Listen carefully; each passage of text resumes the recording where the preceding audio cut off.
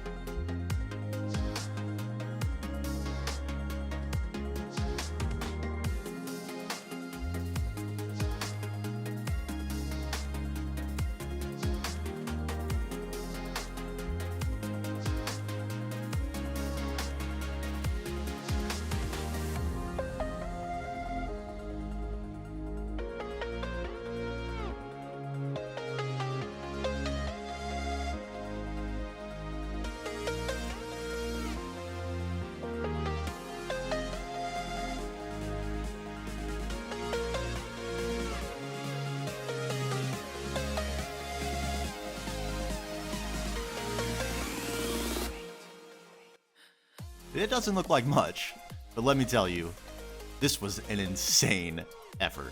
This bad boy has seen some use.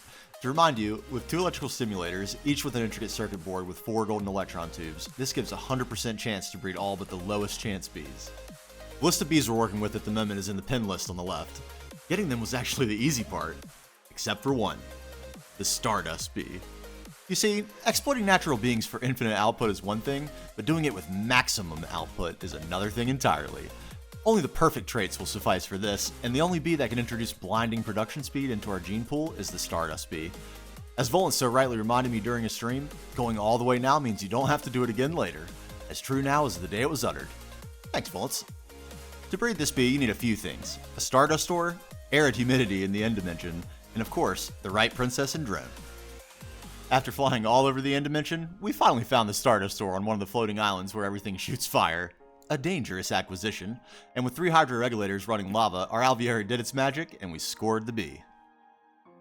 The other notable bee for traits is the explosive bee, which can be used to add longest lifespan to the gene pool, but ultimately what we were after is this, the perfect statted breeder bee.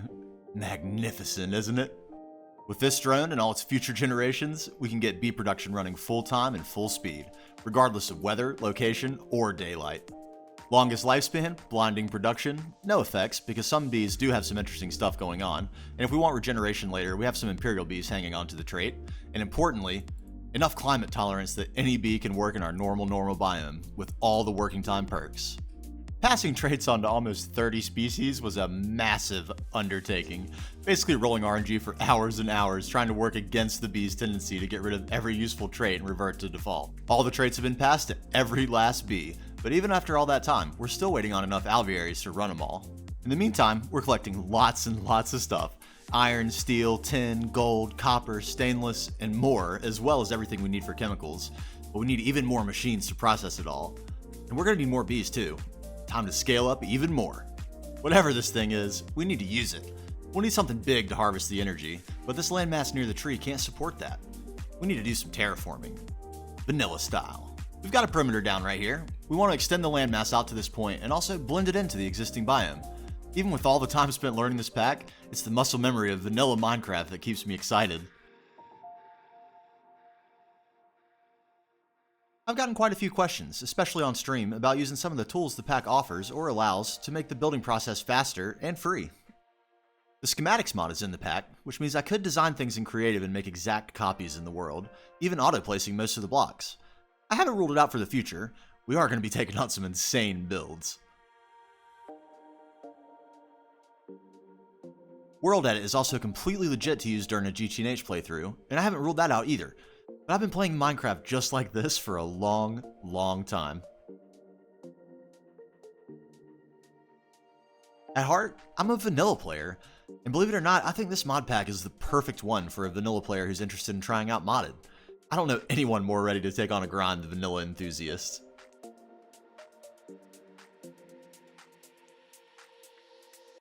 When I first started sampling out mod packs, I wanted to make the base game longer, make survival more difficult, and add some building options.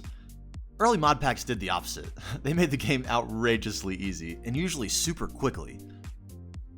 Eventually, I found Ultra Hard Survival by Wild, and the rest is history. Some of the legends from the stream remember this pack, and I'm curious if anyone here does. Let me know. Anyway, the point is, this pack feels like the culmination of every great pack that came before. All those things I wanted, GTNH has, and much more. If you bring a vanilla mindset to this pack, I promise you'll enjoy it, no matter how experienced you are with mods. What I mean by that is, in vanilla, there's no winning, there's only playing. I think that's what people really mean when they say not to start this pack with the goal of reaching Stargate. Alright, let's finish this montage in peace.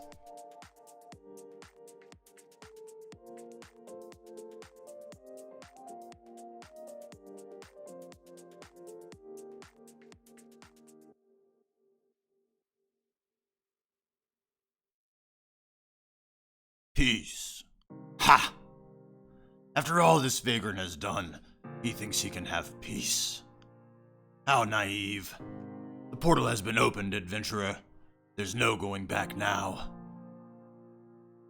Greed and corruption have taken root in your soul. A dark essence seeps into the world, the vessel already unable to contain it. He thought this mighty corruption was only a warning? Insolent fool. This tree protects the very fabric of the universe, drinking in the toxic overflow and holding back the evil that awaits. For now.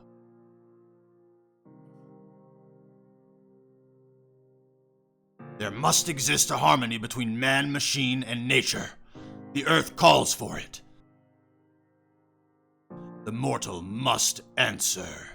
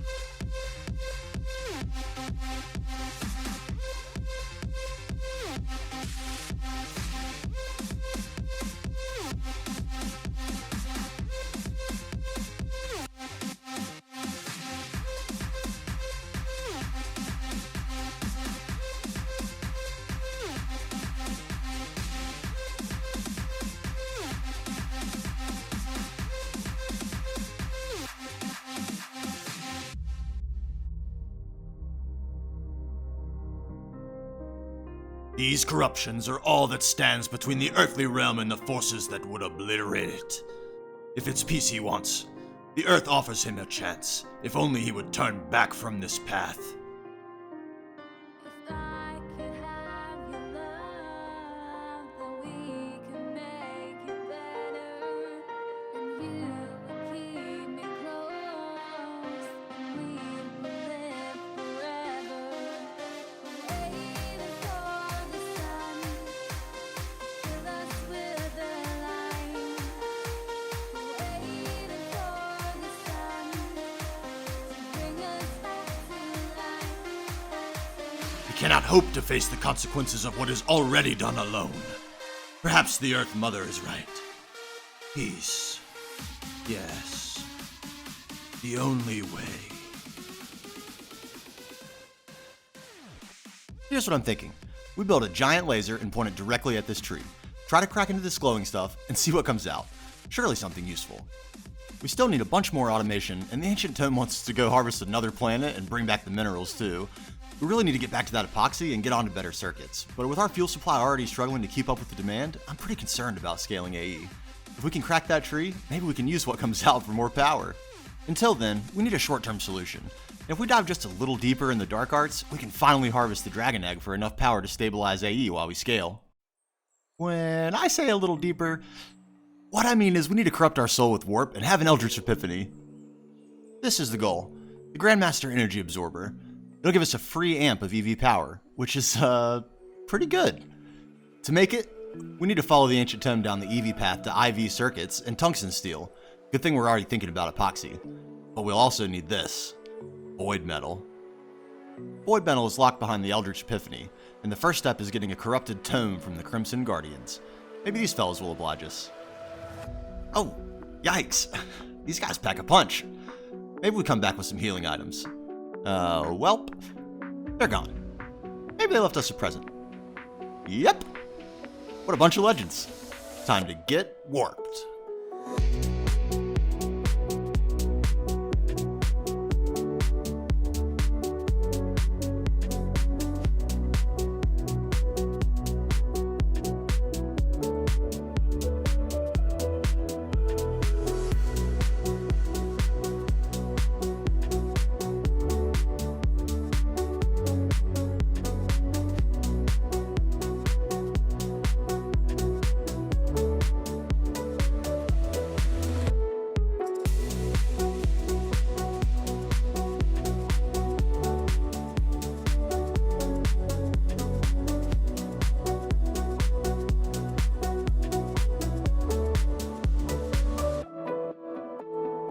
That should do it. Let's see. Mwahahaha. And now the Epiphany. Yes, deeper in the dark arts is the only way.